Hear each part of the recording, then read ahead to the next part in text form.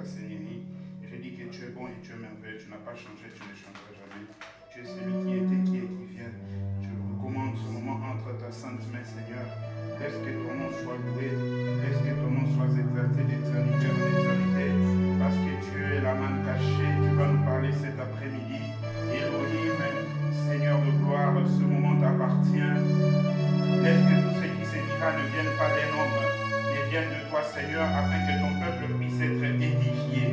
Tout ce qui est humain soit détruit maintenant et disparaisse, mais que toi-même tu puisses apparaître, Seigneur, que moi je me taise, que toi tu parles, que moi je disparaisse, et que toi tu puisses être présenté dans le nom puissant de Jésus-Christ, le Dieu de toute gloire, de toute grâce. J'ai ainsi prié. Merci, Seigneur Jésus-Christ. Amen. Acclamons l'Éternel. Amen. Que la gloire revienne à notre Dieu. Nous allons partager un sujet très très important cet après-midi. Vous devez vraiment être branché spirituellement pour comprendre le sujet dont nous allons parler cet après-midi. Merci, maman. Au nom puissant de Jésus, que le Saint-Esprit de Dieu nous aide à comprendre ce dont nous allons parler cet après-midi dans les noms puissants de Jésus-Christ, et que la gloire revienne à notre Seigneur. Amen. Vous allez rectifier la date vous-même, hein? C'est le 11, j'ai fait une erreur, j'ai mis le 10e mois, c'est le 11e mois. Amen. Rectifiez la date. Et Amen. Bien aimé, nous allons parler d'un sujet qui est très important. Et pendant que je serai en train de prêcher, que chacun examine un peu sa vie, comment il agit dans sa vie. Amen. Pendant que je serai en train d'enseigner, que chacun examine comment il vit dans son quotidien, sa façon de réagir. Amen.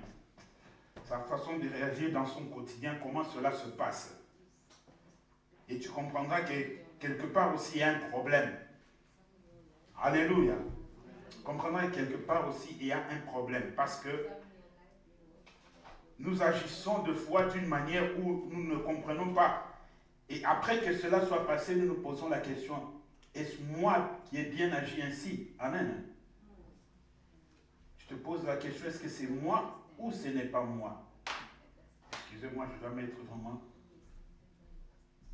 la souris en direction de l'écran, sinon vous n'allez rien suivre. Amen.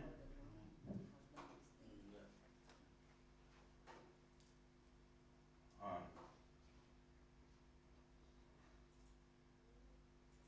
Voici le thème de cet après-midi. Nous allons parler concernant les envoûtements. Amen. Les envoûtements. Bien-aimés, nous parlons concernant les envoûtements. Si Dieu nous fait grâce, parce que c'est un sujet qui est divisé en deux, si Dieu nous fait grâce, nous pourrons prochainement parler concernant maintenant les possessions. Mais aujourd'hui, nous parlons concernant les envoûtements. Amen. Pourquoi j'ai mis cela au pluriel? Parce qu'il y a plusieurs sortes d'envoûtements qui se passent dans la vie des gens. Amen. C'est pourquoi j'ai dit, pendant que je suis en train d'enseigner, faites un examen de conscience de votre vie et vous verrez que de fois, la façon dont vous agissez n'est pas normale. Amen. La façon dont vous réagissez par rapport à vos enfants, à vos amis, à vos frères ou à vos sœurs, ou dans votre entourage, de foi n'est pas normale. Que le Saint-Esprit aide tout un chacun cet après-midi. Amen. Bien aimé, si nous parlons de ce sujet, cela veut simplement dire que beaucoup marchent dans l'ignorance dans leur propre vie et sans savoir ce qui se passe. La Bible déclare dans le livre de Osée, chapitre 4, verset 6, « Mon peuple est détruit faute de connaissance. » Vous savez, quand vous n'avez pas la connaissance, vous allez être détruit. Amen. Il est écrit encore dans la parole de Dieu qu'un peuple sans révélation est un peuple sans frein. Quand il n'y a pas de révélation, le peuple est sans frein. Il est écrit encore dans le livre de Ésaïe que à la loi et au témoignage, si l'on ne parle point ainsi, il n'y aura point d'aurore pour le peuple. Amen. dont nous sommes obligés de parler afin que le peuple puisse être éclairé et acquérir la connaissance afin de dévier et d'éviter tous les dangers et les plans que l'ennemi met devant eux. Amen. Pourquoi? Parce que 1 Timothée chapitre 2, le verset 2 à 4, la Bible déclare ceci. Pour les rois et pour tous ceux qui sont élevés en dignité, afin que nous menions une vie paisible et tranquille, en toute piété et honnêteté. Cela est bon et agréable devant Dieu notre Sauveur, qui veut que les hommes soient sauvés et parviennent à la connaissance de la vérité. Amen. Dieu veut que tout le monde, Dieu veut que tous ses enfants puissent être sauvés et qu'ils puissent parvenir à la connaissance de la vérité. Alléluia. Dieu veut que toi et moi, nous puissions être sauvés. Dieu veut que toi et moi, nous puissions parvenir à la connaissance de la vérité. Dieu veut que toi et moi, nous puissions comprendre la parole de Dieu. Dieu veut que toi et moi, nous puissions vraiment arriver là où l'Éternel veut que nous puissions arriver. Alléluia. Dieu veut que toi et moi, nous puissions comprendre que sans la parole de Dieu, nous ne pouvons pas nous en sortir. Est-ce que quelqu'un me comprend? S'il n'y a pas la parole, tu seras dans les ténèbres. La Bible déclare, dans leur détresse, ils invoquèrent l'Éternel, et l'Éternel leur envoya sa parole, et sa parole leur guérit. Ce n'est pas les miracles qui vont t'éclairer. Ce ne sont pas les miracles qui vont te donner la connaissance. Alléluia. Ce ne sont pas les miracles qui vont t'aider à comprendre ce qui se passe dans la vie spirituelle ou dans la vie physique. Parce que n'oubliez pas, ce que nous vivons dans la vie physique n'est que le reflet de ce qui a été déjà décidé dans la vie spirituelle. Car c'est le spirituel qui dirige le physique. Avant que la chose ne soit visible, ça commence dans le spirituel. Avant que Dieu ne crée le monde, tout était en lui spirituellement. C'est quand il parlait que la chose se manifestait, se métamorphosait et donnait la forme physique que Dieu voulait. Mais tout commence dans le physique. Amen. Mon peuple est détruit faute de connaissance. Si vous n'avez pas la connaissance, vous allez être détruit. Amen. 2 Timothée, comme je te dis, il a dit que Dieu veut que tout le monde parvienne à la connaissance de la vérité. Alors, qu'est-ce qu'est la vérité? Jean chapitre 17, le verset 7, la Bible déclare ceci. Père, c'est Jésus qui parle. Père, sanctifie-le par ta parole, car ta parole est vérité. Amen. Vous pouvez être un homme ou une femme de prière, mais si vous n'avez pas la parole en vous, le diable ne vous craindra pas. Car le diable ne craint pas une personne qui prie beaucoup, mais le diable craint une personne qui prie avec la parole de Dieu qui l'accompagne. Parce que c'est la parole de Dieu qui donne la force à la prière. Sinon, ça sera une prière sans connaissance, une prière sans puissance. Et d'où vient la puissance? La puissance vient de la parole de Dieu. Amen. Très capital. Ne négligez jamais la prière et la parole. Si vous négligez la parole, votre prière sera sans connaissance et vous allez être limité. Parce qu'à un moment donné, vous allez manquer de quoi parler à Dieu, de quoi dire à Dieu, parce que vous n'avez pas la parole avec vous. Vous n'avez pas la connaissance en vous. Vous avez négligé la parole. Et je vous ai dit au début, dans leur détresse, dans leurs problèmes, ils ont invoqué Dieu et Dieu ne les a pas envoyé des miracles ou la prière. Non, la parole. Pour être guéri et être délivré.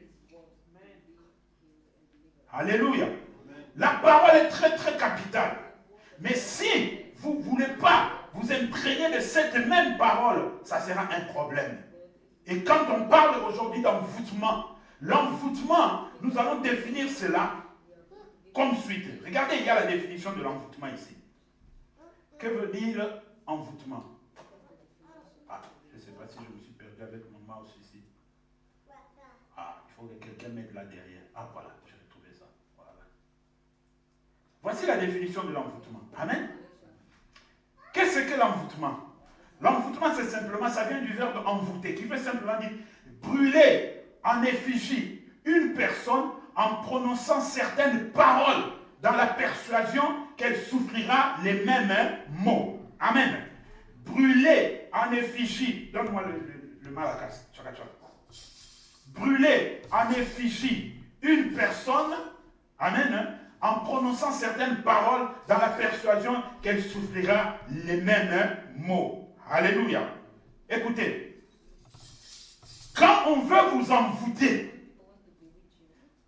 quand le diable veut vous envoûter, ou quelqu'un cherche à vous envoûter, amen, il va voir le sorcier, le féticheur, je ne sais pas qui que ce soit. Ils amènent souvent quelque chose qui vous représente. Amen. Ils amènent chez le sorcier, chez le féticheur, quelque chose qui vous représente. C'est-à-dire une partie de votre vêtement, une de vos photos, une de vos chaussures, je ne sais pas, mais tout ce qui a trait à vous. Amen. Ils amènent ça chez ce monsieur-là, ce charlatan-là, ce sorcier-là, ce marabout-là. Ils amènent ça. Et maintenant, il fait ses incantations. En faisant ses incantations maintenant, il te dit à toi qui es venu chercher cet envoûtement, de parler maintenant par rapport à ce que tu veux que ça arrive à la personne. Toi, Georges, je veux que tu n'aies plus d'argent dans ta vie. Toi, Joséphine, je veux que tu n'aies pas d'enfant dans ta vie. Il est en train de t'envoûter. Alléluia. Là, je ne suis pas dans la possession. La possession, c'est autre chose. Je parlerai de ça après. Mais là, je ne parle que de l'envoûtement. Amen. Toi, ma gloire, je ne veux pas que tu réussisses dans la vie. Tu resteras pauvre toute ta vie. Amen. C'est un mauvais sort qu'on est en train de lancer contre la personne. Alléluia. Et quand on lance ce mauvais sort va agir maintenant dans la vie de cette personne afin qu'elle reste pauvre, afin qu'elle reste stérile, afin qu'elle ne trouve pas de travail, afin qu'elle n'ait rien dans sa vie tel qu'on l'a dit, qu'on l'a proclamé lorsqu'on était en train de brûler son effigie qui était représentée par quelque chose qu'on a amené dans le monde des ténèbres. Amen. Est-ce que quelqu'un me comprend jusque-là? Je suis très clair. Ne passez pas à côté de ce que je suis en train de dire. Alléluia. Parce que c'est très très capital. Donc par rapport à ce qu'on a dit lorsqu'on brûlait ton effigie, la chose qui te représentait, ça peut être un mouchoir qui t'appartient, avec lequel tu as essuyé ton visage. Ça peut être une de tes robes. Ça peut être, je ne sais pas, tout ce que nous portons en bas de vêtements. Ça peut être ça qu'on a mené dans le monde des ténèbres. Alléluia. Ça peut être une de ces choses-là. Et quand on va parler dessus, et qu'on brûle, et qu'on lance des paroles dessus, maintenant ça dépend de la personne à qui on a lancé cet envoûtement-là. Amen. Mais ici, restons dans le sens négatif. Amen. Est-ce que quelqu'un m'a compris très bien?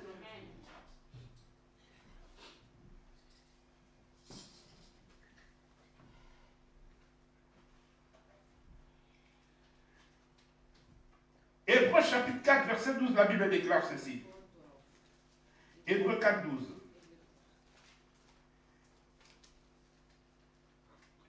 Car la parole de Dieu est vivante et efficace, plus tranchante qu'une épée quelconque à deux tranchants, pénétrante jusqu'à partager âme et esprit, jointure et moelle. Elle juge les sentiments et les pensées du cœur. Alléluia. Bien-aimés dans le Seigneur, à notre époque, les gens qui ont mon âge, qui sont ici, ou qui sont plus âgés que moi, je ne sais pas, lorsque nous grandissons, la maman de mon ami, les parents de mon ami sont mes parents. Amen. Les parents de mon ami sont mes parents. On peut ne pas être voisin direct comme ça, peut-être il y a 4 ou 5 maisons qui nous séparent. Mais le fait que mon ami habite dans la 5e maison, ses parents me connaissent, ses parents sont mes parents. Je peux passer chez eux, lorsqu'on grandissait, je peux passer chez eux, et que je ne trouve pas mon ami, et que j'ai faim. Je vais clairement dire à la maman, maman j'ai faim. Elle va me dire, ok attends, ce que j'ai gardé pour ton ami, je vais prendre un peu et je vais te donner.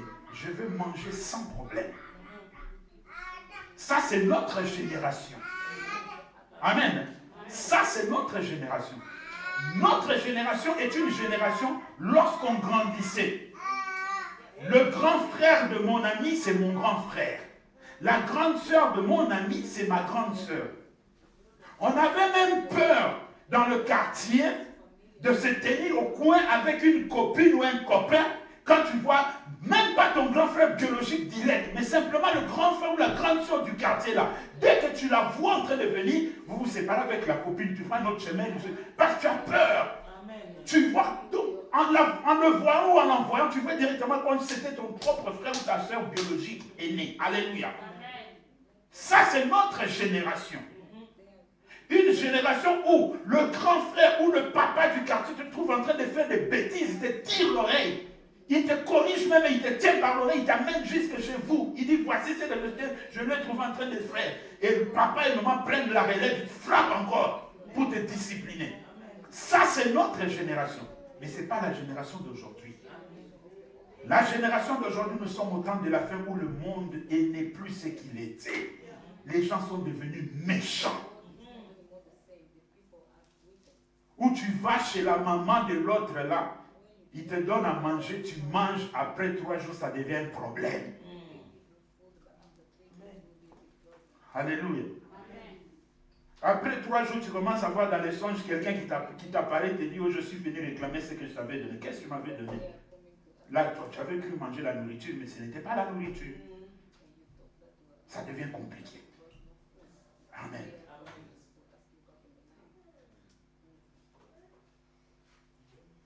Premier point, l'origine de l'envoûtement. D'où vient l'envoûtement?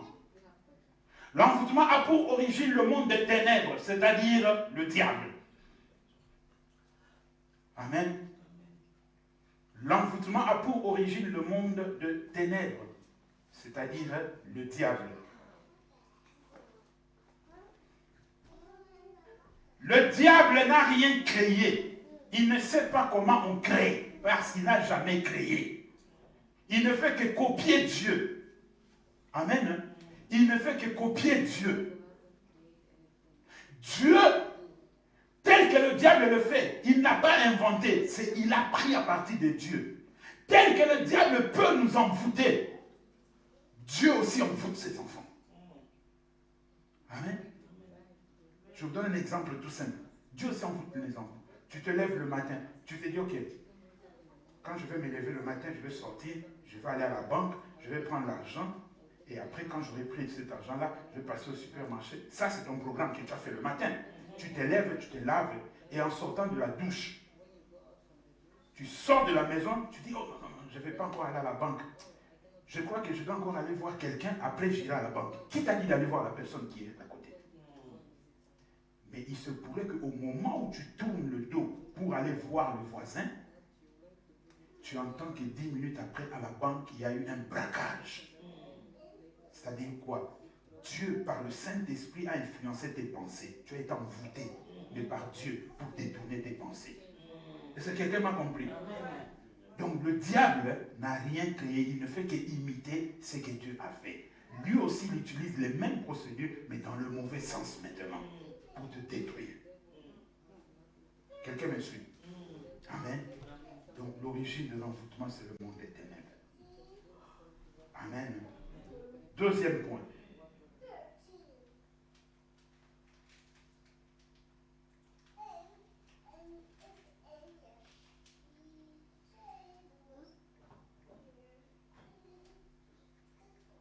Voilà. Comment reconnaître un envoûtement ou une personne envoûtée? C'est là maintenant que ça commence à devenir sérieux et que vous devez vraiment tirer très très attention et me suivre avec une attention très très soutenue. Amen. Comment reconnaître les envoûtements ou quelqu'un qui est envoûté? Amen. Juge chapitre 16, les versets 18 à 20. La Bible déclare ceci. Juge chapitre 16,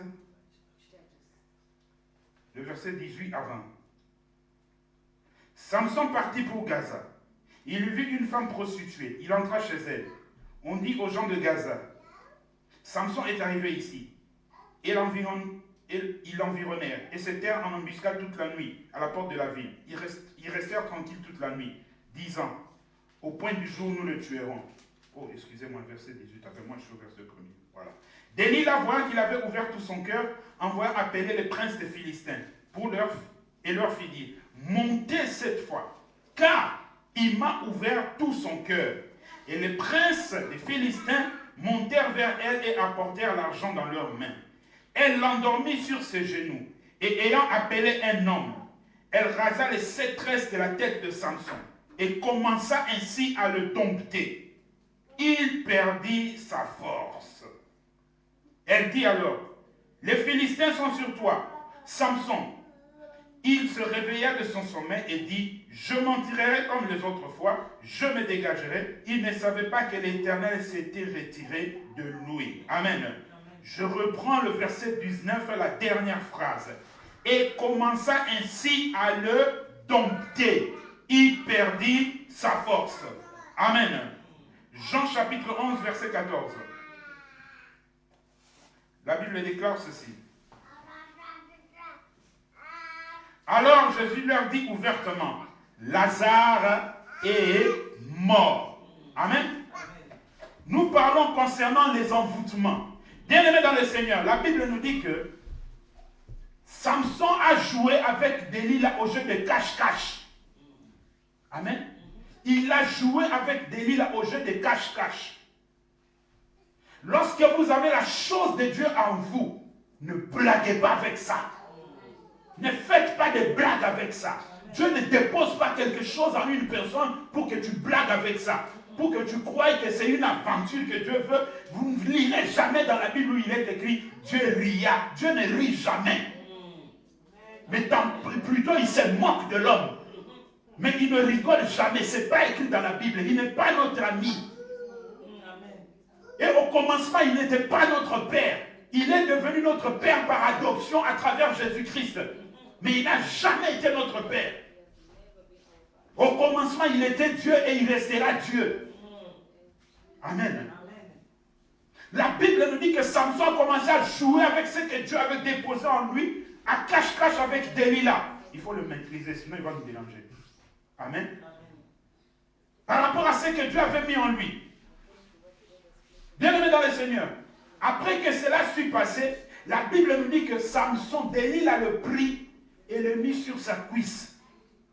Et il commença à le dompter. Amen. Il commença à le dompter. Je vous donne la topographie de ce qui s'est passé. J'essaie un peu d'imaginer ça spirituellement. Je vous donne la topographie. En le posant sur sa cuisse, Delilah parla à Samson. Mais les paroles que Delilah sortait de sa bouche vis-à-vis de Samson, ce n'étaient pas des paroles d'amour. Ce n'étaient pas des paroles de chérie, ce n'était pas de je t'aime. Non, ce n'était pas ça. C'était des paroles pour l'endormir. Car la Bible dit qu'elle commença à le dompter. Donc c'était des paroles d'envoûtement. Dans la parole, il y a l'envoûtement. Amen. Dans la parole, il y a l'envoûtement. Moi, j'ai toujours dit ceci, c'est que j'ai constaté. Vous verrez que, oui, c'est vrai qu'on nous dit des fois que l'amour est aveugle. Mais bien aimé, il y a aussi des fois où, quand vous regardez, vous allez comprendre que ce n'est pas l'amour. Et vous remarquerez souvent que les plus belles filles du monde tombent souvent dans les sales mains des hommes. Souvent, les belles filles tombent entre les sales mains des hommes. Et si vous suivez l'homme, c'est un aventurier. Mais comment a-t-il eu cette fille-là? Parce qu'à force de mentir, même si on dit que oh, l'amour rend aveugle, mais dans la maison, dans le mariage, les yeux vont s'ouvrir. Vous allez voir que j'avais affaire à un aventurier. Amen. Et vous vous demandez, mais comment, s'il n'est pas aventurier, comment a-t-il eu cette fille-là? Et vous allez voir qu'il y a eu un problème d'envoûtement qui s'est passé. La parole. Surtout les jeunes filles. Tu sais que dans le quartier, c'est toi vraiment qui est la plus belle. C'est vrai, c'est vrai. Ok, continue comme ça. Parce que l'homme a des problèmes pour les éloges. quand on lui jette trop d'éloges, l'homme devient, il change de nature. Amen. Delilah a commencé à dompter Samson. Et en le domptant, il lui a coupé les 7 tresses. Et il va faire appel aux Philistins. Venez, car je l'ai déjà envoûté. C'était ça. Venez vite, car je l'ai déjà envoûté. Alléluia. Venez vite, car je l'ai déjà envoûté. Et comme il était déjà envoûté, qu'est-ce qu'il allait encore faire? Il ne pouvait rien faire. Et quand on lui a dit, Samson, Samson, parce que vous savez, l'envoûtement, je peux dire que c'est différent de la possession. Dans l'envoûtement, il arrive un moment donné où vous voulez vous sursautez. Qu'est-ce qui se passe? Qu'est-ce qui m'est arrivé? Pourquoi je fais ceci? Là, vous êtes dans l'envoûtement. Mais la possession, c'est une autre dimension. Amen. La possession, c'est une autre dimension. Alors, elle a envoûté Samson. Samson ne savait pas qu'elle était en train de lui couper les tresses. Vous imaginez quelqu'un qui dort et on lui coupe les tresses, il n'entend rien. Mais c'est pas, même un petit enfant, quand il dort, on lui coupe les cheveux, à un moment donné, l'enfant va bouger. Parce qu'il va sentir qu'il y a quelque chose qui ne va pas avec ma tête. Mais alors, à combien plus forte raison une personne âgée? C'est pourquoi les gens aiment dire, Samson est mort avec beaucoup de Philistins. Mais en réalité, Samson a échoué à la mission que Dieu lui avait confiée. Il a échoué. Pourquoi? À cause de l'envoûtement. Delilah lui a coupé les cheveux, les 7 tresses qui faisaient sa force. Il les a perdus. Et Samson est tombé. Et il a fini très très mal. Alléluia. Et quand on nous parle de Lazare, Lazare est mort. Retenez bien ce passage-là. Jean 11, 14, parce que je vais en revenir à la dernière étape. Amen. Lazare est mort. Ça, c'est notre 2 passages clés pour comprendre et reconnaître une personne qui est envoûtée ou comprendre un envoûtement. C'est pourquoi je vous ai dit au début que pendant que je suis en train de prêcher, que chacun de vous fasse un examen de conscience de sa vie, comment il réagit dans sa vie, vis-à-vis de ses frères, de ses soeurs, de sa femme ou de son mari ou de ses enfants. Vous verrez que des fois vos réactions ne sont pas normales. Alléluia. Vous verrez que vos réactions des fois ne sont pas normales. Ce sont des réactions qui ont pour origine des envoûtements. Alléluia. Maintenant, nous démontrons. Point A.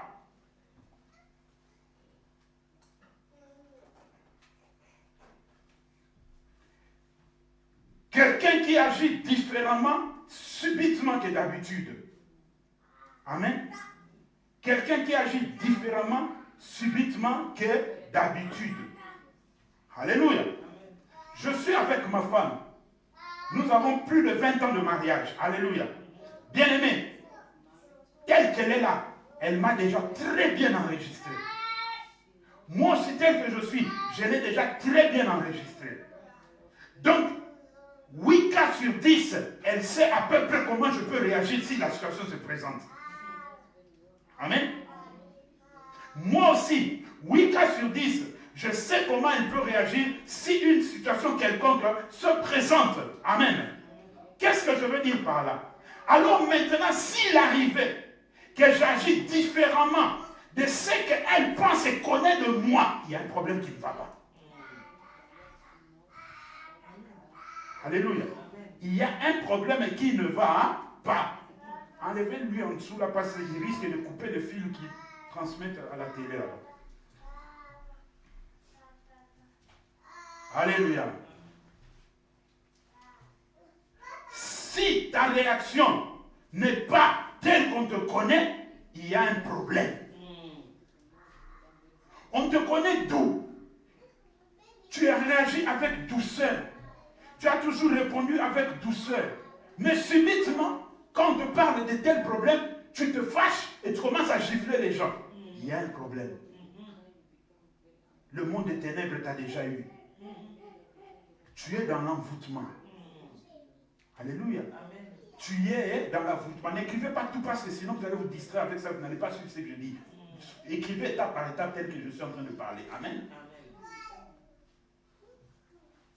les réactions spontanées que tu n'avais pas et que tu présentes maintenant devant les gens, devant ta femme, devant ton mari, devant tes enfants, ou dans ton entourage, tes frères ou tes sœurs, que tu n'as jamais eu. C'est pourquoi on n'a pas connu comme ça. Qu'est-ce qui se passe dans sa vie? Le monde des ténèbres est en train d'agir. Il y a un problème d'envoûtement. Alléluia. Il y a un problème d'envoûtement.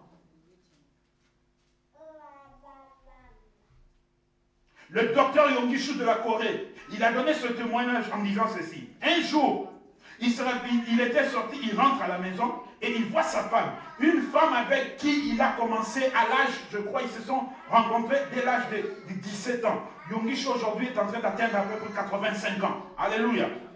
Plus de 70 ans de mariage, j'espère.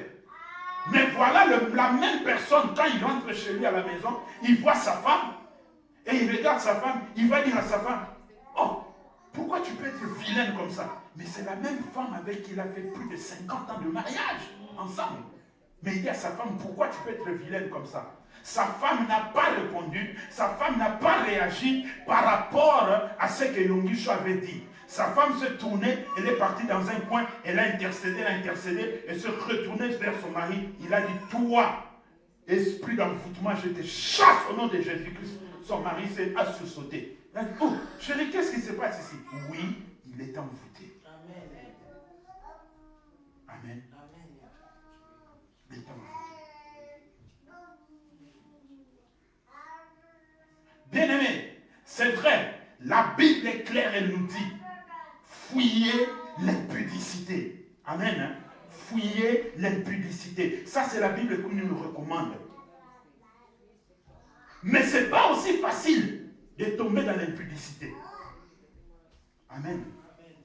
Ce n'est pas facile de tomber dans l'impudicité. Pourquoi? Je vous explique. Vous croyez que quelqu'un peut aller se donner facilement comme ça, tomber avec un homme ou une femme? Non. Non. Non. Ou il y a un problème de pensée, ou la personne a prémédité la chose, amen, hein? Ou il y a la troisième étape qui est le problème d'envoûtement. Amen. Ah, on est trois prédicateurs là.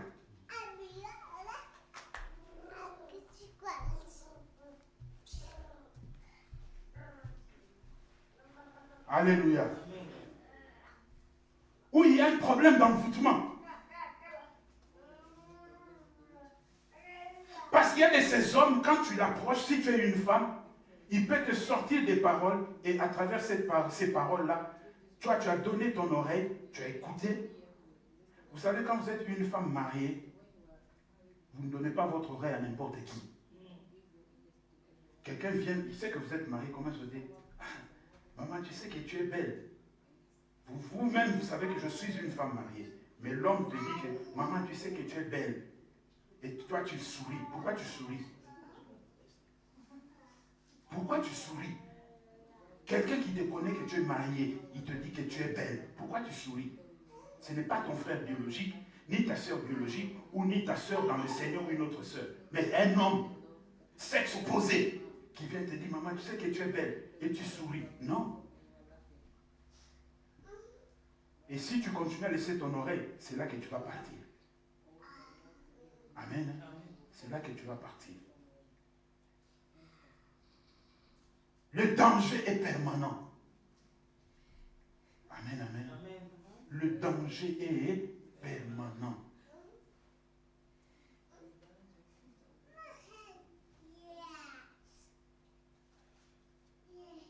On te connaissait calme. On te connaissait un homme assidu. On te connaissait un homme qui aimait les autres. Mais subitement, tu changes d'attitude. Tu n'aimes plus les autres. Amen. Tu n'aimes plus les autres. On se pose la question. Et on pose la question des fois à ta femme. Mais qu'est-ce qui se passe? Il dit, ce n'est plus l'homme que j'avais épousé, je ne le comprends plus. Il y a un problème d'envoûtement. Amen. Il y a un problème d'envoûtement. Alléluia.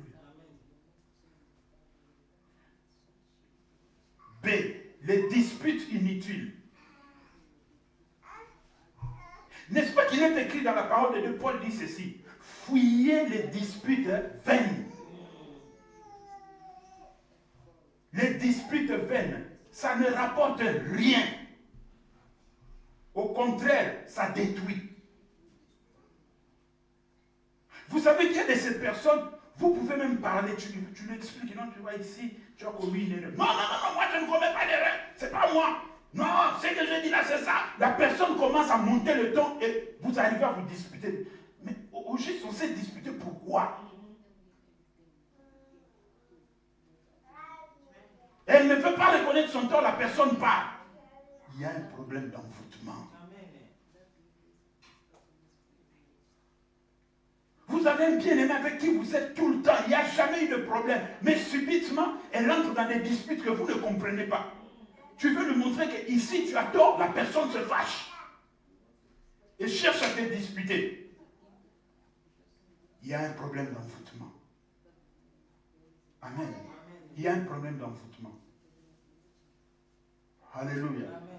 Il y a un problème d'envoûtement. On t'appelle juste au téléphone pour te dire, ah, frère, ça va. Vous savez, souvent, surtout, je parle de chez moi au pays. Tu rencontres quelqu'un, tu dis, ah, frère, ça va, tu t'es bien réveillé. Tu avais entendu que je suis mort. Mais tu t'es posé la question. Je t'ai posé une simple question, ça va, tu t'es bien réveillé. La moindre des choses, c'est me dire, oui, je suis bien réveillé, je suis en forme. Mais la personne te répond, as-tu entendu que j'étais mort? Ou bien il te répond, as-tu entendu que je souffrais? Comprenez qu'il y a un problème qui ne va pas. Alléluia. Amen. Comprenez qu'il y a un problème d'envoûtement dans cette personne-là. Et si vous n'êtes pas prudent, vous cherchez à répondre, c'est là que vous allez finir par la bagarre. Alléluia. Vous allez finir par la bagarre. Des disputes inutiles pour des choses qui n'ont pas de sens. Amen. Pour des choses qui n'ont pas de sens.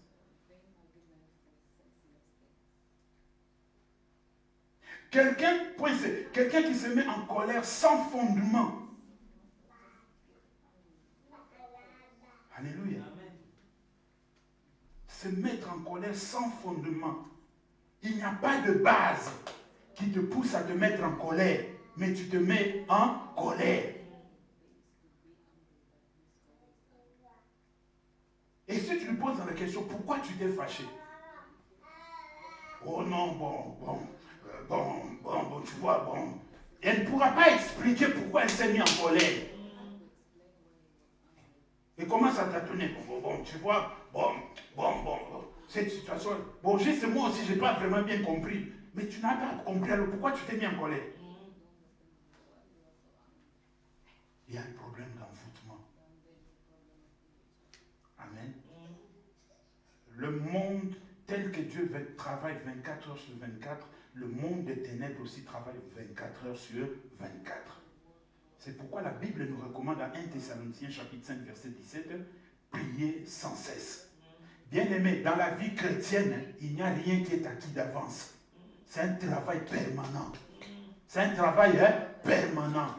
Vous savez, je vous ai dit qu'il y a deux sortes de personnes qui vont être sauvées. Il y a des personnes qui vont être sauvées qui sont dans le mystère de l'élection. C'est ce genre de personnes où même à 1 minute de sa mort, Dieu va intervenir pour le sauver et va donner sa vie à Jésus pour sauver son âme. Mais il y a d'autres personnes qui doivent utiliser la violence pour être sauvées. Et tu ne sais pas si tu es dans ces personnes-là qui doivent utiliser la violence. C'est pourquoi il n'y a rien qui est acquis d'avance. Parce que je pose la question ici, qui c'est qu'il est dans le ministère de l'élection? Personne. Parce que quand on parle de mystère, cela veut dire que c'est caché.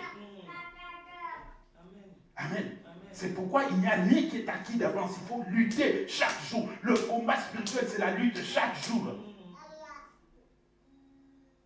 Et comme la lutte chaque jour, le diable aussi travaille chaque jour. Il cherche des stratégies chaque jour.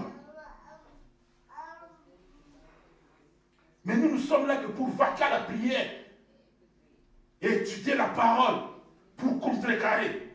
Alléluia. Un enfant de Dieu, un véritable enfant de Dieu, doit des fois se poser des questions. Je n'étais pas comme ça. Pourquoi je commence à réagir comme ça? Je ne parlais pas comme ça. Pourquoi je commence à parler comme ça? Il y a un travail qui se fait dans le monde des ténèbres. Notre Dieu est omniprésent. Il connaît tout, il voit tout à tout moment, à chaque instant. Mais le diable n'est pas omniprésent, mais il travaille en réseau. Et je vous ai déjà dit, lorsque vous voyez un enfant de Dieu tomber aujourd'hui, le travail n'a pas commencé hier ou avant-hier. Ce travail-là a commencé il y a 5 ans ou 10 ans. Alléluia. C'est un travail, le diable ne peut pas faire tomber l'enfant de Dieu facilement comme ça. Non, ce n'est pas possible. Mais le travail a commencé il y a 10 ans ou 5 ans. Si quelqu'un aujourd'hui tombe dans le vol, vous le voyez. Ah, mais ce frère, c'était un frère. Comment il est parti voler? Comment il a volé l'argent dans le sac de cette soeur-là? Le travail a commencé il y a 5 ans. On a d'abord commencé par le bombarder des pensées. C'est comme ça que le diable travaille. Amen. C'est pourquoi la Bible nous prévient tout le temps de porter le casque du salut. C'est pour protéger nos pensées. On a commencé par lui bombarder des pensées. On lui bombarde des pensées, on lui bombarde des pensées. Et quand le démon qui bombarde les pensées finit, il donne la relève à l'esprit d'envie. L'esprit d'envie prend la relève. Il commence à te flécher. Commence à te flécher. L'envie d'argent commence à monter. L'envie d'argent commence à te monter. Quand tu regardes les sacs de maman, ce sont des sacs de marque, là tu dis, il y a quelque chose à l'intérieur. Il te flèche, et tu... Alléluia, à tout le monde les yeux fermés, on prie. Peut-être la maman avait laissé son sac là-bas dans le coin, elle est partie aux toilettes. Tu regardes, il n'y a personne, tu ouvres le sac.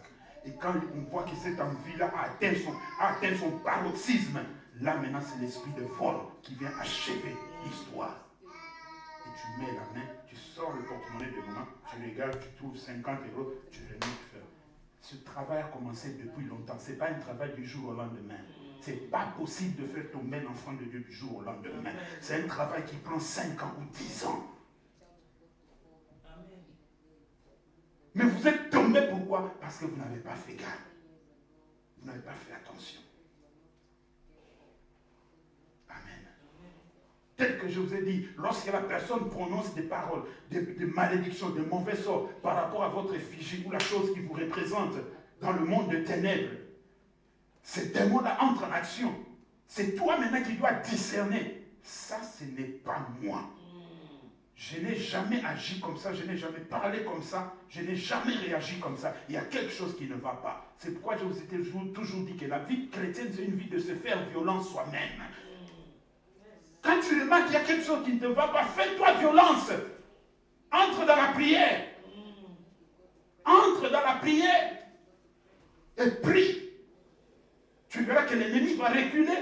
Mais si tu ne pries pas, ça prendra la place. Amen. Tu dors la nuit, on te tord le cou. Tu te réveilles le matin et dis, aujourd'hui j'étais attaqué. Mais Dieu sait. Tu te lèves, tu vas au travail. Quel Dieu sait?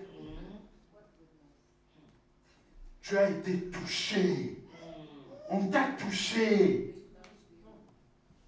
On t'a touché.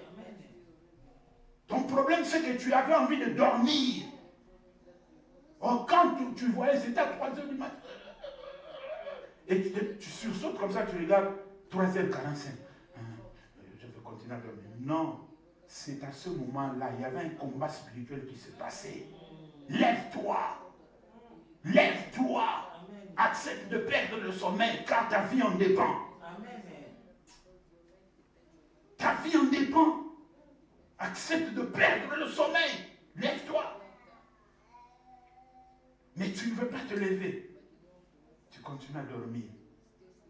Et quand tu te réveilles le matin, tu vas vaquer à tes occupations. Tu vas 1, 2 jours, 3 jours, 4 jours. Tu vas remarquer après, tu avais l'habitude de prier à 17h. Les 17h là, tu commences à dire, bon, j'attends un peu 18h, comme ça je fais autre chose. Quand tu vas sursauter, il est déjà 19h. Il est déjà 19h. Bon, je vais seulement prier quand je vais aller dormir. c'est fini, tu es cuit. On t'a pris comme ça la vie de prière. Spirituellement, tu es étouffé maintenant. Tu ne peux plus évoluer. C'est ça. Pourquoi? Parce que le combat qui est arrivé, tu l'as laissé agir dans ta vie. Amen. Alléluia. Amen. Tu l'as laissé agir dans ta vie.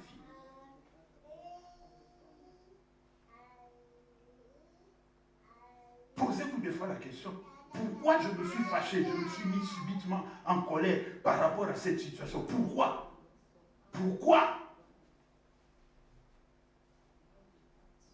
Tu verras qu'il n'y a aucun fondement qui t'a poussé à te mettre en colère. Amen.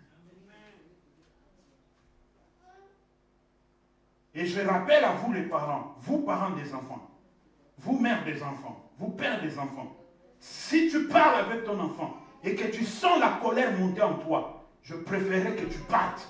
Laisse cet enfant-là, va te calmer. Amen. Laisse l'enfant là où il est, va te calmer, tu viendras finir la situation quand tu seras, quand la colère va partir. Parce que dans la colère, tu risques de sortir des paroles que tu vas regretter après. Les paroles d'un parent sont puissantes comme la parole de Dieu. Amen. Si tu sens que tu veux parler, mets le fils que ta main sur la bouche, retiens-toi. Parce que cet enfant-là, c'est ton avenir de demain.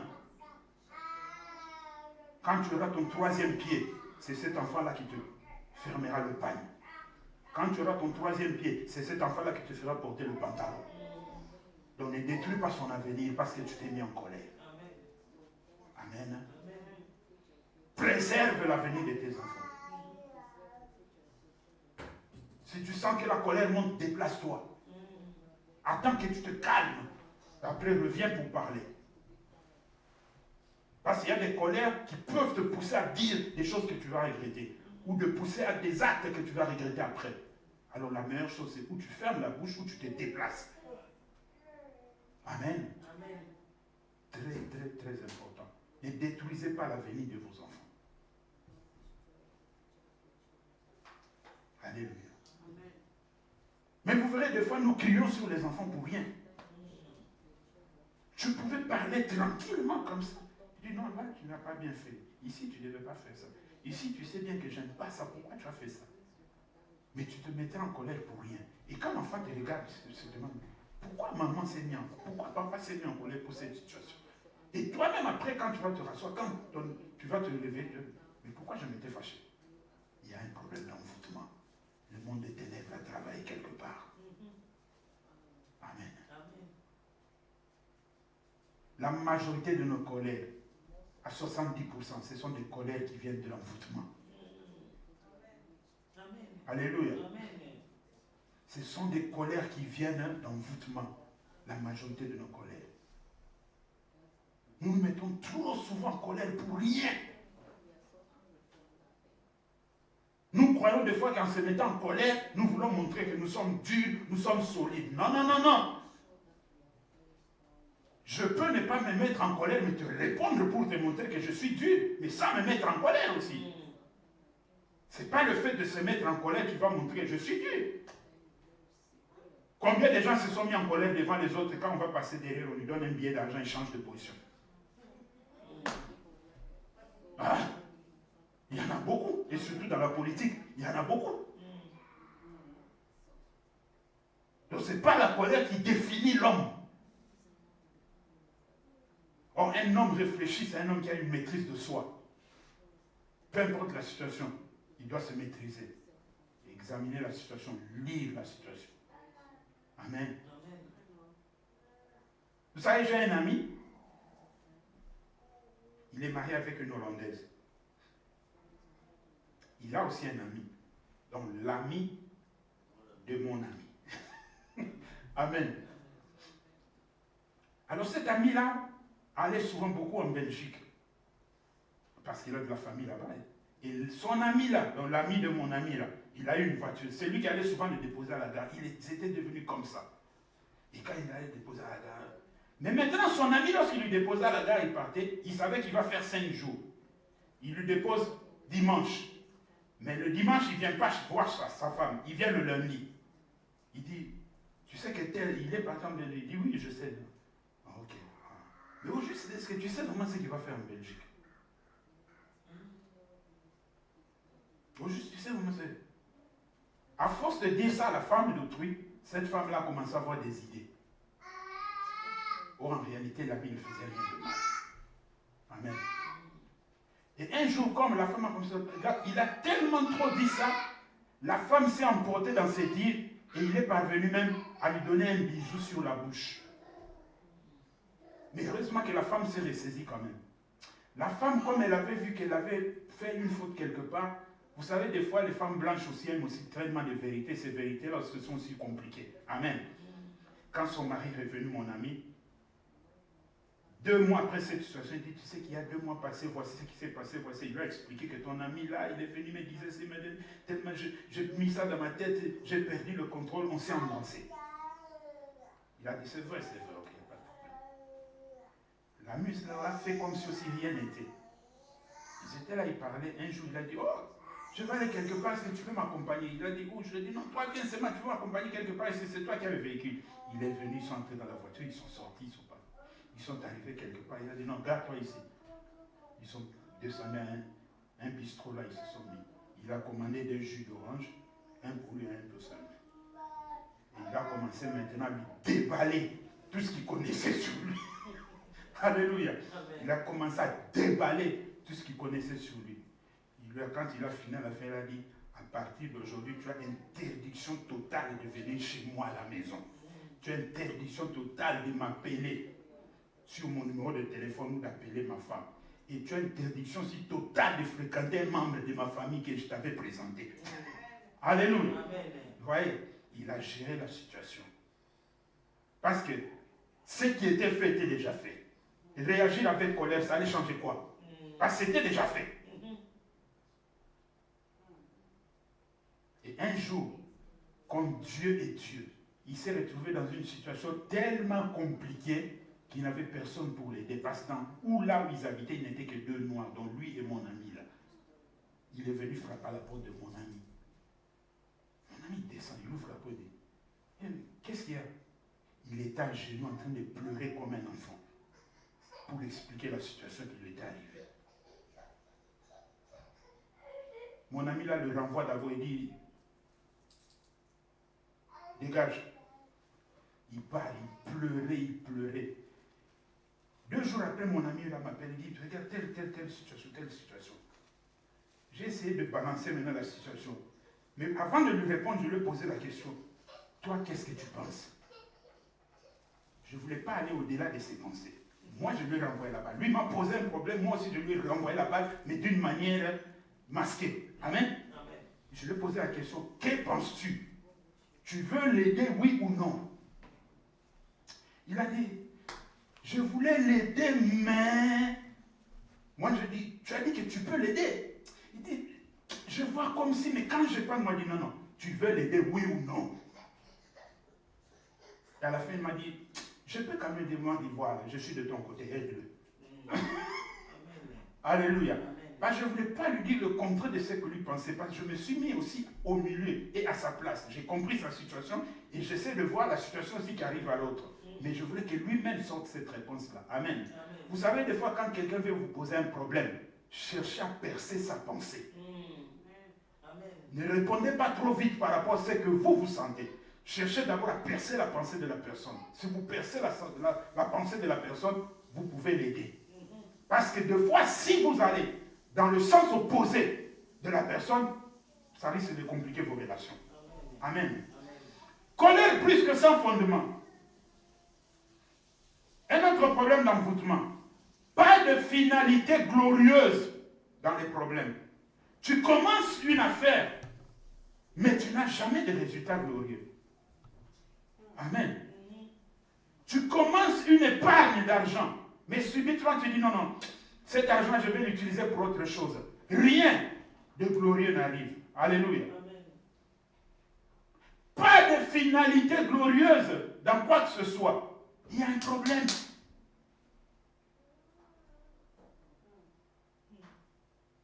Amen. Amen. Vous commencez bien, mais subitement au milieu, vous vous arrêtez et dites non, non, cet argent, je vais d'abord l'utiliser pour ça. Mais tu t'étais dit, je vais épargner, je ne veux pas toucher ça parce que j'ai un objectif à atteindre. La finalité n'est pas glorieuse. Amen.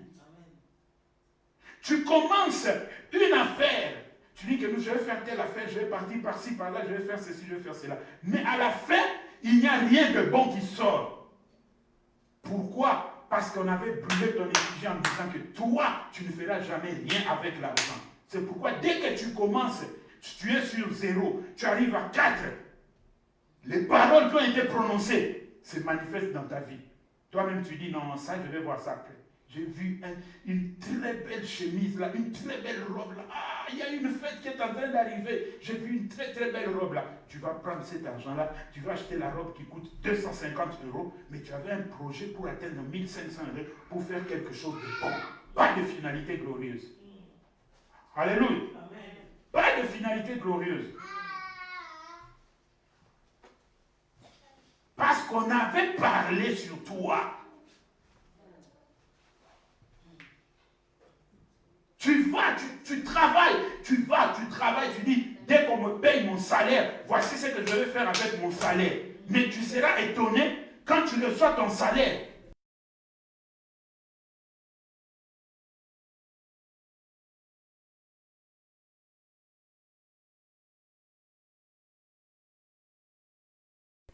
Amen.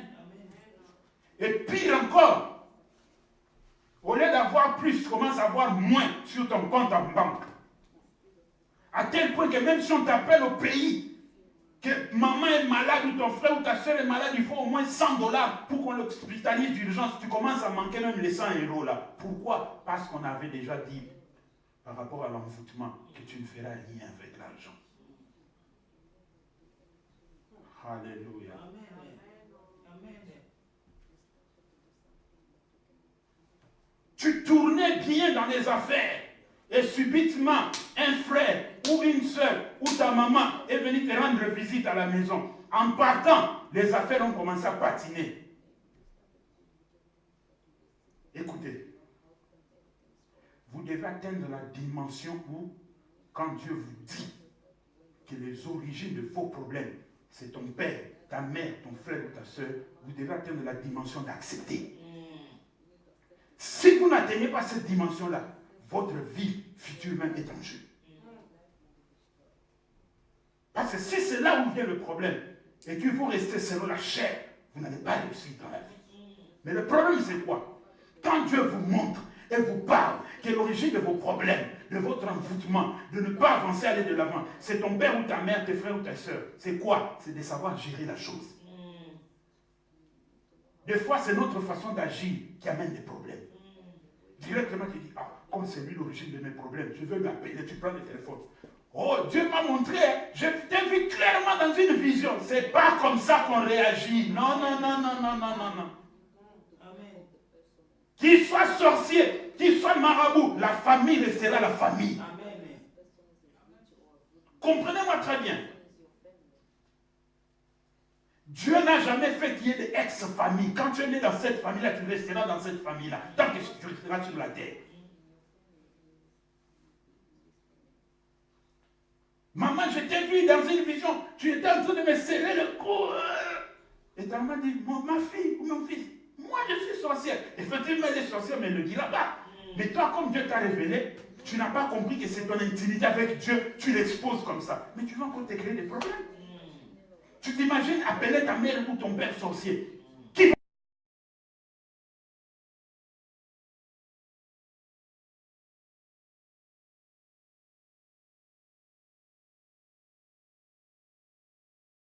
Je dois maintenant apprendre à gérer la situation. Je ne veux plus m'exposer à eux comme c'était auparavant. Mais les liens familiales restent. S'ils ont un problème, ils souffrent. Je vais aider. Je ne vais pas cesser d'aider parce que Dieu m'a révélé qu'ils sont des sorciers. Non.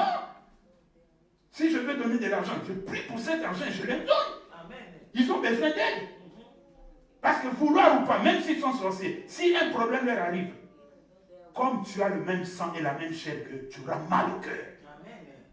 Que tu le veuilles ou pas. Nous ne savons pas gérer les situations, c'est pourquoi nous créons des problèmes dans les familles. Gère simplement. Comprends que lui, il est dangereux. Lui, il est dangereux. Lui, il est dangereux. Bon, avant, je leur disais tout. Maintenant, je ne dirai plus rien. Amen. Ah, comment tu fais plus des affaires? Ah, ces affaires-là, j'ai abandonné ça, je ne fais plus ça. Mais tu continues à faire les affaires. Amen. Alléluia. Amen. C'est comme ça qu'un enfant de Dieu doit agir. C'est pas que tu te lèves et dis, ouais, vous là-bas, vous envoyez l'argent en Afrique, mais vous tous là, vous êtes des sorciers, vous cherchez à me tuer, je ne vais plus vous envoyer. Là, tu te mets encore, la bagarre va augmenter. Il faut la sagesse dans les choses de Dieu. Amen. Un enfant de Dieu doit avoir la sagesse. Amen. Amen. Mais quand tu sens qu'il n'y a plus de finalité glorieuse, tu dois comprendre, non, la personne qui nous a visités, il y a eu un problème qui s'est passé. Parce que tout visiteur n'est pas visiteur, qu'il soit membre de ta famille ou pas. Peut-être c'est un inspecteur, il est venu inspecter. Il regarde. Belle télévision, belle caméra, elle s'habille bien, belles chaussures, très beau sac à main. Il doit avoir beaucoup d'argent. Mais ils ne savent pas que des fois ici en Europe, on peut acheter une chose avec 4 mensualités. Alléluia. Une chose qui coûte peut-être 120 €, tu achètes 104 mensualités. Ils ne savent pas. Ils croient qu'on achète subitement comme ça 250 €. Ils ne savent pas ça. Ça doit coûter cher. Surtout vous, les mamans, là, vos sacs de Prada, de, je ne sais pas, toutes vos choses. Là. Des fois, vous achetez ça comme ça, tu donnes un acompte. On te garde ça jusqu'à ce que tu termines et tu prends ton sac. Mais là-bas, ils croient que tu as sorti les 500 € cash comme ça. Non. Il dit, ok, on va voir. Donc moi, je suis là-bas en train de souffrir. Et on va voir. On va voir. La nuit, elle commence ses histoires. Quand tu reçois les visiteurs la nuit que tu ne connais pas bien leur état d'âme, ne dormez pas. Il faut bien chauffer la maison. Il faut bien chauffer la maison. Il faut bien chauffer la maison. Avant de le recevoir, tu chauffes la maison. Pendant qu'il est là, tu continues à allumer le feu. Comme ça, il ne va pas bouger. Amen. Pas de sortie, pas d'entrée. Pendant qu'elle est là. Jusqu'à ce que tu verras, il devait faire 5 jours. Tu dis, non, non, moi, dans des jours, je pars. Ah, il sait pourquoi il part dans des jours. Alléluia. Donc, quand il n'y a pas de finalité glorieuse, le monde des ténèbres a préparé quelque part. Là, je suis dans le couple maintenant. Mes ententes dans le foyer sur des choses inutiles. Bien aimé.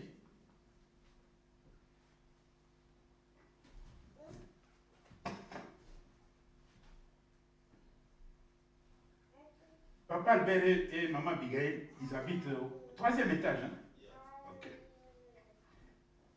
Maman Abigail vient du supermarché. Elle a 2 sacs. Elle a 2 sacs qui pèsent lourd. Elle doit monter les escaliers. Elle sonne à la porte. Papa Albert croit que c'est un visiteur. Allô? Il dit, non, non, chérie, descends parce que j'ai 2 sacs ici. Ils sont trop lourds.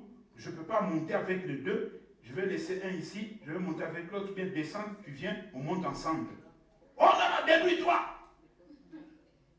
Là, il est devant la télé, il est en train de suivre les 2. Débrouille-toi! Mais il sait très bien qu'elle ne pourra pas monter avec lui. Et si l'autre reste en bas, on peut aussi le voler. Oh non, non, débrouille-toi! Oh, mais je t'ai dit de descendre, de prendre. Oh non, mais pourquoi tu veux me faire descendre? La dispute commence. Mais en réalité, vous êtes disputés pourquoi? Parce qu'on était capable de descendre, de venir prendre le sac et monter avec. Non. Il y a déjà un problème qui commence. Amen. Dispute inutile dans le couple. Vous verrez un couple assis au salon en train de regarder la télévision. Et ça peut arriver qu'il y ait une souris qui passe. La souris va à gauche.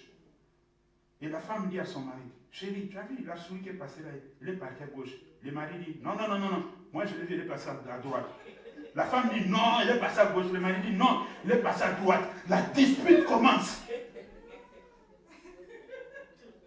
Ils commencent à se disputer parce qu'une souris vient de passer à gauche. L'homme veut simplement dire, veut que la femme accepte que la souris est passée à droite. La femme a vu qu'elle est passée à gauche. Et la dispute commence. Et je vais encore plus loin même. Il y a même des disputes dans le couple à cause du dentifrice. Parce que l'homme presse, il dit à la femme de presser. Vous savez que le dentifrice, quand on le presse, on commence par le bas, non? On presse le bas et on monte jusqu'en haut. Mais la femme, il s'est fait que la femme, comme elle s'en fout, elle dit, bon, c'est le dentifrice, elle presse au milieu. Quand l'homme vient voir qu'on a pressé au milieu, il y a un écart en haut. Chérie, qu'est-ce que j'avais dit pour le dentifrice? Je dis qu'on va commencer à presser par le bas. Et on se dispute pour le dentifrice parce que l'autre a... Alléluia. Il y a une dispute qui s'engage à cause du dentifrice. Oh, toutes ces choses-là ont pour origine l'envoûtement.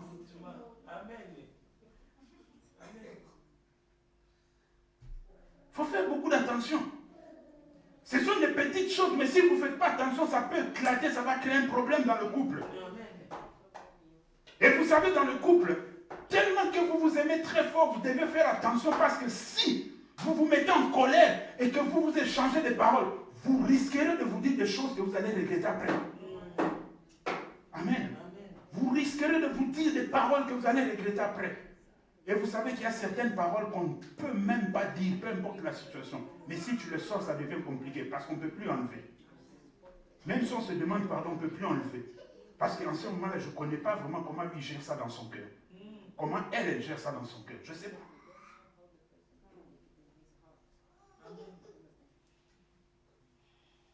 Amen.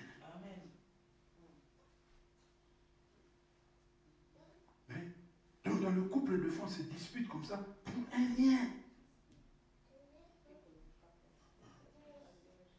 Quelqu'un sonne à la porte.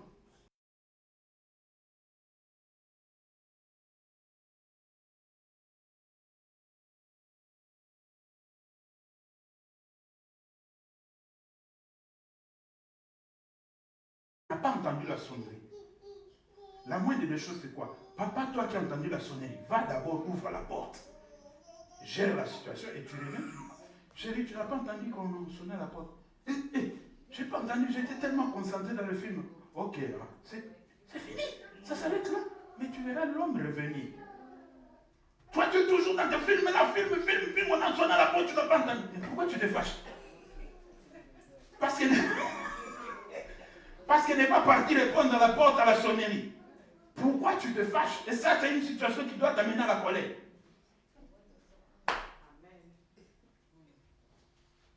Et tu verras aussi la maman, comme l'homme a parlé aussi. Oh, qu'est-ce qu'il y a?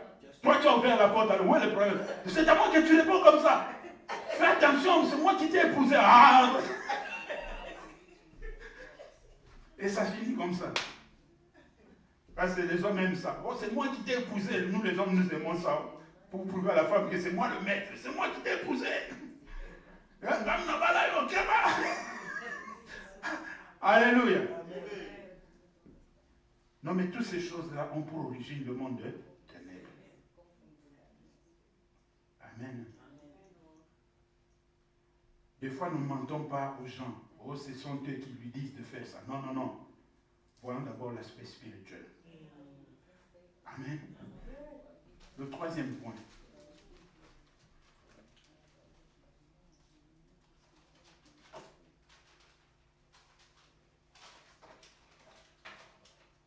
J'espère que je vais l'avoir.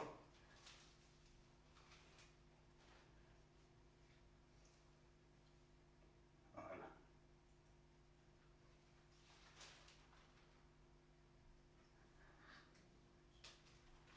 Troisième point, je parle concernant les liens.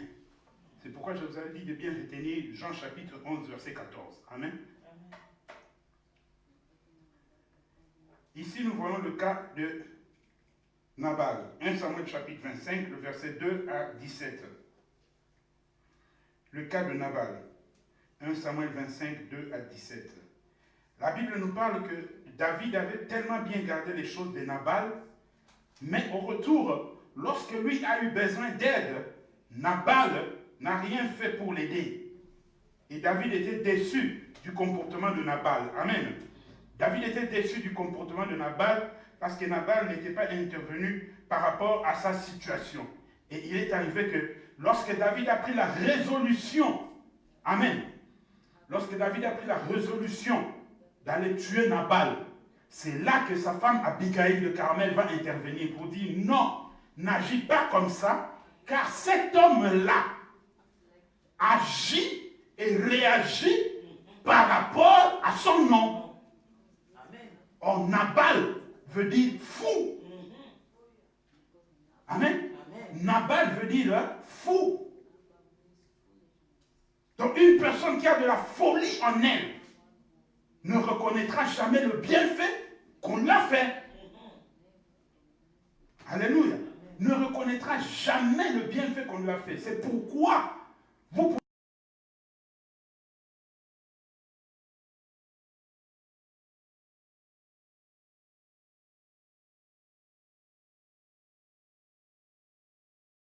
Mvumbi.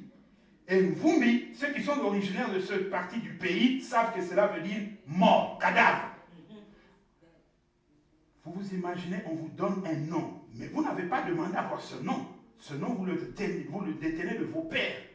Et ce nom-là signifie la mort, cadavre. Et lorsqu'il a donné son témoignage, il a dit qu'il a souffert par rapport à ce nom-là. C'est pourquoi aujourd'hui, il a changé son nom. Il n'est plus Mvumbi, mais il est maintenant Rino Moyo. Vie. Amen. Donc si vous regardez même ces clips sur YouTube, vous ne verrez plus jamais le nom de Mvumbi. C'est toujours Rino Moyo. Amen. Donc, Nabal a réagi par rapport à son nom. Alléluia. Il y a des noms qui nous poursuivent parce que ces noms-là ont pour origine, on a parlé sur ce nom-là. Vous verrez quelqu'un qui porte un nom Mbongopasi. Comment cette personne-là peut avoir l'argent dans sa vie? Mbongopasi, cela veut dire que difficulté d'avoir de l'argent.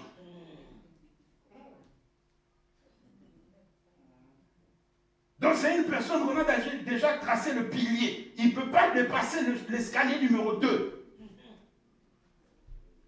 Pourquoi? Parce que quand on donnait ce nom-là, on parlait sur ce nom-là, que toute personne qui portera ce nom ne verra jamais rien. C'est pourquoi des fois vous verrez que papa vous a mis au monde. Papa vous a scolarisé. Papa était le plus intelligent de tous ses frères. Papa était la personne qui avait la situation par rapport à tous ses frères. Mais vous verrez que la finalité de papa, papa meurt pauvre.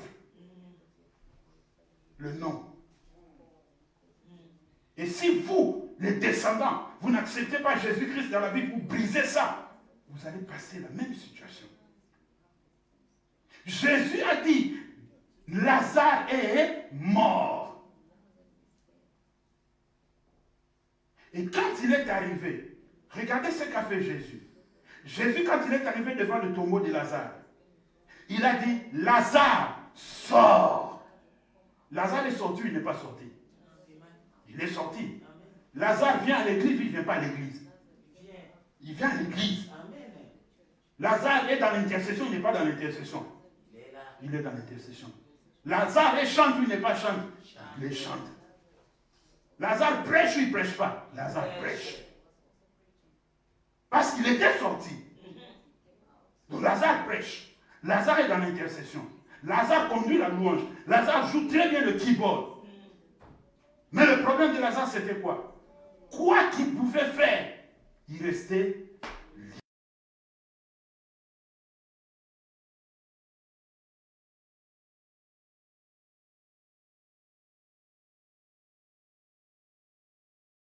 Jésus n'a jamais délié Lazare. Jésus va se retourner pour partir, il va dire, déliez-le. Et lui va s'en aller. Pour faire comprendre à l'homme, j'ai fait ma part, prends conscience de ta situation. Prends conscience de ta façon d'être. Prends conscience de ta façon d'agir. Prends conscience comment tu te comportes. Prends conscience comment tu agis et réagis par rapport à la situation quelconque. Prends conscience de pourquoi ça ne m'arrivait pas, comment ça m'est arrivé. Prends conscience de pourquoi je commence à agir comme ça. Prends conscience. Alléluia. Prends conscience. Si tu ne veux pas prendre conscience, tu seras dans la situation de Lazare. Tu vas chanter, tu vas danser, tu vas prêcher, mais tu seras toujours lié. Amen. Et ce sont ces gens-là qui marchent d'église en église disant, cette église-là, il n'y a pas de puissance. Tu as un problème de lien, il faut qu'on s'occupe de ça. Ce n'est pas question de puissance d'église. Alléluia. Ces genres de personnes-là, ce sont les personnes qui font souffrir les gens nuit et jour. Ils ne veulent pas prendre conscience de leur situation. Ils veulent que les autres souffrent à leur place. Non, bien aimé. La personne que tu vas déranger nuit au jour a aussi ses problèmes. C'est à toi de prendre tes problèmes à bras le corps. Et chercher la solution. Amen. Les envoûtements peuvent toucher n'importe qui. Il suffit que tu ouvres la porte, ça va passer. Ça ne respecte personne. Que tu sois serviteur de Dieu ou pas. Que tu sois chanteur ou pas. Que tu sois, je ne sais pas tout ce que tu peux faire. Ça ne regarde même pas la classe sociale. Les envoûtements touchent n'importe qui. Parce que c'est un problème spirituel. Et si vous ouvrez la porte au diable, il fera ce qu'il veut. Alléluia. Mais moi, je cherche des hommes et des femmes qui sont capables de se tenir dans la prière chaque fois qu'on peut prononcer des choses dans le monde des ténèbres et ça sera nul et sans effet. Au nom de... Il devrait être comme ça. On va dans le monde des ténèbres, on invoque le nom d'Esaïe. On dit Esaïe apparaît ici. Au lieu qu'Esaïe apparaisse, il voit la croix de Jésus apparaître. On dit Willy apparaît ici. Au lieu que Willy apparaît, il voit les pieds de Jésus apparaître. Alléluia. On dit, allez, Clémentine apparaît ici. Au lieu que Clémentine apparaît, il voit les mains de Jésus apparaître. On dit, allez, Maman Chantal apparaît ici. Au lieu que Maman Chantal apparaît, on voit le dos de Jésus apparaître. Alléluia. Et pour arriver là, c'est la vie de prière. Ne laissez pas l'accès au diable. Ne lui donnez pas l'accès. Nous avons le pouvoir. Nous avons la capacité. Nous avons la force de le repousser et de lui dire non. Même si vous invoquez mon nom dans le monde des ténèbres. D'ailleurs, je vous dis, allez, faites ce que vous voulez dans le monde des ténèbres. Mais lorsque vous allez venir, ce n'est plus moi qui vis, mais c'est Christ qui vit en moi. Que l'Éternel vous bénisse. Mettez-vous debout au nom de Jésus. Mettez-vous debout au nom de Jésus. Nous allons chauffer. Nous allons chauffer. Nous allons chauffer. Nous allons chauffer au nom de Jésus. Alléluia. Yahweh, Yahweh, Yahweh, Yahweh. Yahweh, Yahweh, Yahweh, Yahweh. Yahweh, Yahweh, Yahweh, Yahweh. Kolonango Zalindambe. Yahweh, Yahweh, Yahweh, Yahweh.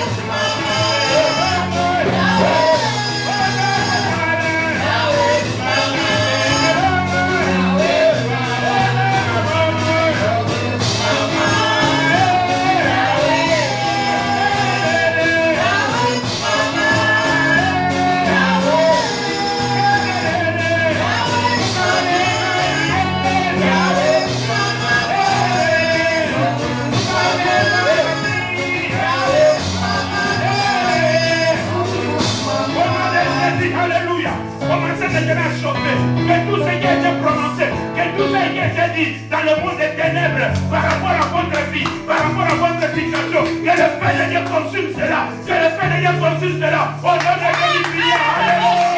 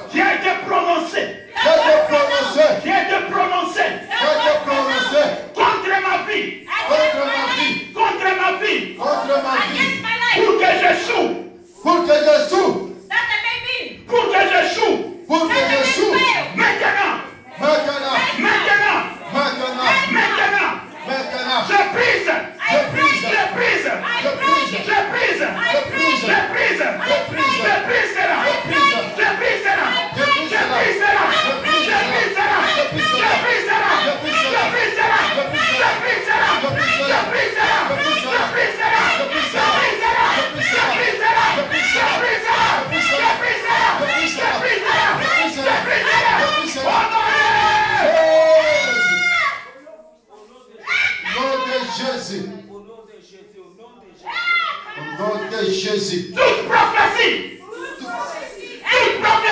Toute prophétie. Satanique. Démoniaque. Qui a été lancée. Contre moi. Contre mon avenir. Contre ma avenir. Maintenant.